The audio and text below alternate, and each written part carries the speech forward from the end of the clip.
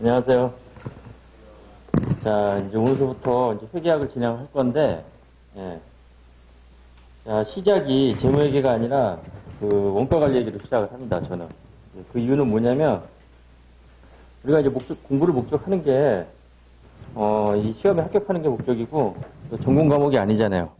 그럼에도 불구하고 회계학은 이 내용이 많기 때문에 여러분들이 많은, 어려움을 겪고 있는 것 같아요. 예, 간평이라든가 관세사 시험에서.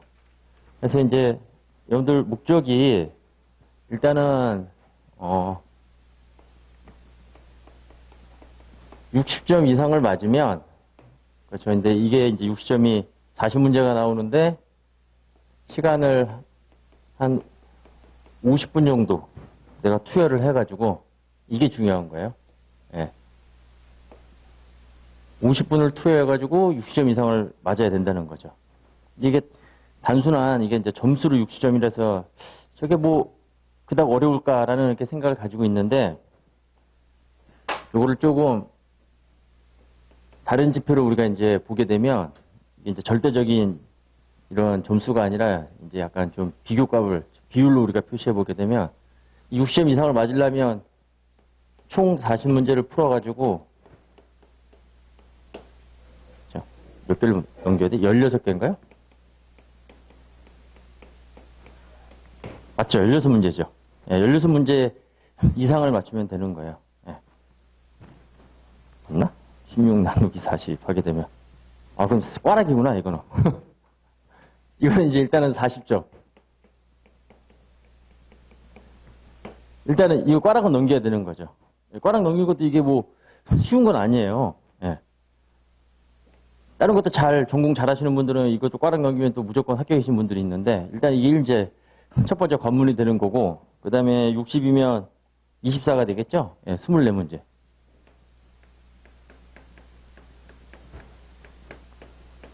(40문제) 60점이다 하는 겁니다. 그러니까 이게 확률적으로 이게 이제 40문제를 다 푼다는 가정하에서 이제 문제를 맞추는 거잖아요. 예, 그래서 우리가 이제 관심을 가질 때 여기 기준값에 해당되는 비교값에 해당되는 16문제를 넘겨야 된다. 분자가 비교값이 되는 거죠. 24문제를 요걸 이제 신경을 쓰는데 우리가 이제 분자 분모로 표시하게 되면 여기 이제 기준값이 있어요. 기준값. 그러니까 이걸 전제하에서 이걸 맞춰야 되는 거죠.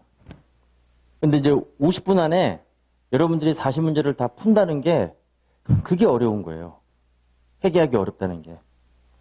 이거 맞추는 거는 두 번째 문제고 이 50분 안에 이 40문제를 푼다는 가정하에서.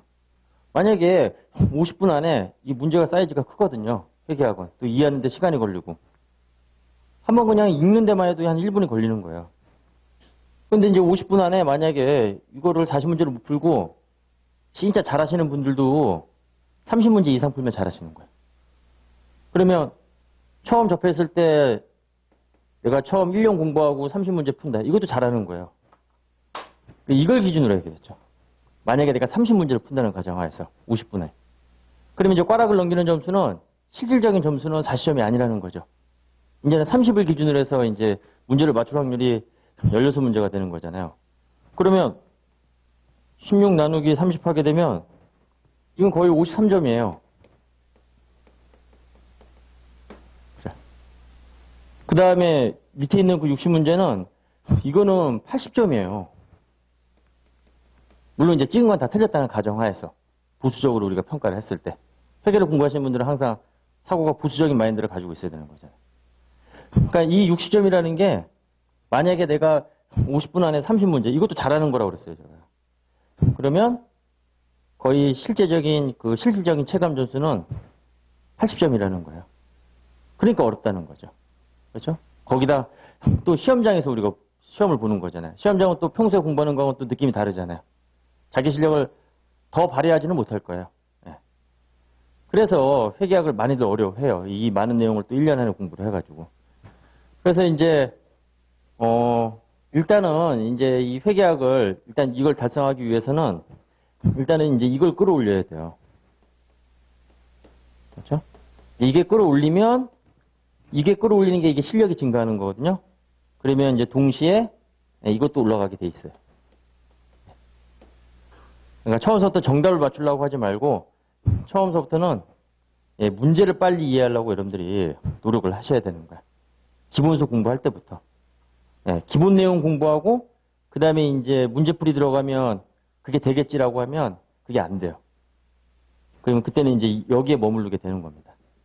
그러니까 기본서 공부할 때부터 여러분들이 이제 철저하게 문제를 빨리 푸는 그런 능력을 기르셔야지만 실제 이게 체감적으로 6시험이 되는 거지 그렇지 않고 이제 우리가 1년을 준비를 했을 때 기본서 준비하고 근데 회계학만 공부하는 게 아니잖아요.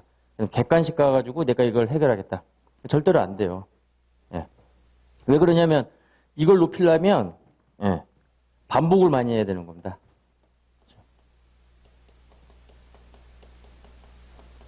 반복을 많이 해야지만 문제를 빨리 왜냐면 그래도 다행스러운 건 뭐냐면 우리 시험에서는 관세사든 또 간평사에서 나오는 그 시험 문제는 전형적인 유형의 문제가 나오는 거예요. 그러니까 예측 가능한 문제가 나오는 거예요. 그 문제가 이제 어렵다 쉽다를 떠나가지고 그쵸 우리가 평소에 봤던 그런 예측 가능한 전형적인 유형의 문제가 거의 80% 차지하고 있기 때문에 반복을 많이 하면 이게 40문제를 풀 수 있는 능력이 생기고 그러면 자연스럽게 정답률도 높아가게 되는 겁니다. 아시겠죠? 그러면 이제 이걸 늘리려면 여러분들이 이제 평소 공부할 때부터 처음부터 기본서 공부할 때부터 이 문제를 많이 접해야 돼요. 기출문제를. 기출문제를 많이 읽는 습관을 여러분들이 좀 가져야 돼요. 내가 공부를 다 하고 문제를 풀어서 완벽하게 맞추겠다. 그게 틀린 생각이에요. 우리 이제 1년 안에 해결해야 되기 때문에 처음부터 여러분들이 문제를 보면, 내용을 공부하게 되면 거기에 해당되는 기출문제를 많이 읽으셔야 되는 거예요. 기출문제를 많이 읽으시는 분이 회계학을 잘하게 되는 겁니다. 문제를 많이 풀라고는 하진 않아요. 문제는 딱 한 번 푸는데 근데 많이 읽으라고 해요. 그렇게 해서 익숙해져야지만 그래야지만 시험장 가서 그 내용 딱 보고 여러분들이 이제 안 그러면 두려움이 가져요. 왜냐하면 이게 기본적으로 좀 회계하기 좀 어려운 내용이기 때문에 두려움을 가지면 실제 시험에서는 지금 점수하고 연결이 안 되는 거예요. 많이 익숙해져야 되거든요. 그래서 이제 요걸 늘리는 방향으로 할 거고 그렇기 때문에 이제 반복이 많을 거예요. 그리고 이제 진도도 조금 빨리 나가게 될 거고. 근데 처음에 모르셔도 상관없어요. 어차피 회계학이 처음에 막 이렇게 알고 가다가 이제 모르는 거 나오고 그 다음에 뒤에는 것도 알게 나오고 그 뒤에는 걸 또 알게 되면서 이게 다시 또 이제 느낌표로 바뀌는 거예요. 그러니까 쭉 전체를 다 1회독하고 그 다음에 이제 2회독, 3회독 하면서 여러분들이 이제 거기에 대한 이제 정확한 의미를 알게 되는 거기 때문에 1회독 할 때가 처음 굉장히 답답하긴 하지만 그 다음부터는 회독수를 늘리게 되면 자연스럽게 해결되는 거기 때문에 중요한 거는 코로나 시국에 맞이해가지고 제일 필요한 그 인내심이죠. 회계학이 가장 인내심을 요구하는 그런 학문 중에 하나인 것 같아요. 왜냐하면 바로 투입과 산출 관계가 바로 직결되는 게 아니거든요. 내가 1장을 공부했다고 해서 그 1장 문제를 맞추는 게 아니에요. 그래서 이제 투입과 산출에 대해서는 좀 약간의 시간이 있고 대신 그러니까 투입과 산출의 관계에서는 이게 이렇게 나오죠. 이게 이제 공부 시간이다. 이게 점수다. 그럼 투입과 산출 간의 관계에서는 이제 이런 식이에요. 그래서 내가 시간을 투입한 만큼 그 다음에 이제 점수를 직결이 되는 건데 회계학은 절대 이런 그래프가 안 나옵니다. 이게 시간을 투입을 해도 그냥 실력이 머물러요. 오히려 더 감소할 수도 있어요. 짜증이 나죠. 근데 어느 시간 이제 정도 딱 도달하게 되면 그러면 이게 이제 이렇게 올라가게 됩니다. 우리 원가 관리학에서는 이제 이런 식 모양의 이제 원가 그래프가 있거든요. 이걸 우리가 준고정원가다 이렇게 얘기를 해요. 그냥 계단식으로 증가하는 거야. 그리고 이제 우리가 달성해야 될 이제 이 목표 점수는 이제 6시험이면 이제 뭐 거의 대부분 다 합격을 하더라고요. 회계학 6시점 맞으면. 그러면 이제 여기를 이제 넘어서면 되는 건데 요 기간이 굉장히 좀 답답한 느낌이다 라는 겁니다. 이걸 이제 인내심 가지고 잘 참게 되면 나중에 이제 실력이 팍 올라가게 돼요. 그래서 이제 회계학 성격에 대해서 제가 이제 미리 말씀을 드렸고 그렇게 생각하시고 여러분들이 이제 참고 공부하시면 좋은 결과가 나올 거고 그리고 이제 이걸 이제 막기 위해서 이제 40문제에 이거를 풀 수 있는 실력이 되려면 원가 문제를 다 풀어야 돼요. 왜 그러냐면 원가는 더더욱 유형이 정형화되어 있거든요. 그러니까 이거는 유형을 알고 가면 시험 문제 딱 보고 아 이게 어떤 문제라는 걸 알 수가 있어요. 근데 재무회계는 안 그래요. 재무회계는 읽어봐야 그 문제 낸 사람의 의도를 파악할 수가 있게 되는 겁니다. 공부를 해도 일단은 문제를 읽어봐야 의도를 파악하는 거야. 그 얘기는 시간이 걸린다는 거죠. 근데 원가는 그렇지가 않아요.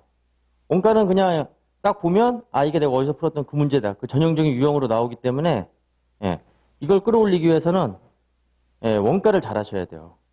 그래야지만 여러분들이 이 시험 공부가 쉬워지게 되는 거예요. 그런데 이제 재무회 회계하고 재무회계 또 내용이 훨씬 더 많잖아요. 그러니까 이제 이게 재무회계를 먼저 접근하시는 분들이 이 40문제에서 30문제가 재무회계에서 나오거든요. 그 다음에 이제 10문제가 원가관리회계니까 다들 이거를 이제 중심으로 공부를 한다는 거예요. 이제 저도 마찬가지예요. 이걸 중심으로 해서 이게 시간이 제일 많이 투입되긴 하지만 이거 공부하고 이거 했을 때는 이거에 대한 효율성이 굉장히 떨어지거든요. 그런데 이거 공부하고 이거 해가야 되면 훨씬 더 효율성이 높아지게 되는 겁니다. 그래서 원가관리회계를 절대로 포기하지 말라고 해서 아예 그냥 처음부터 시작하는 거예요. 나중에 두 번째 원가관리회계 중요하다고 포기하지 말라고 하는데 보니까 다 포기하더라고요. 예. 그래서 이제 저 같은 경우에는 원가관리회계를 먼저 시작을 하는 겁니다. 그래서 원가관리회계를 잘하시면 회계하기 의외로 생각보다 60점 맞기가 쉬워질 거다 하는 겁니다. 그래서 원가부터 시작하는 거예요. 아시겠죠? 쟤는 왜 이상하게 원가부터 먼저 하지? 그냥 믿고 따라오세요, 그냥. 그렇죠? 그리고 이제 인내심 있게 따라오다 보면 나중에 그 이유를 다 알게 되는 겁니다.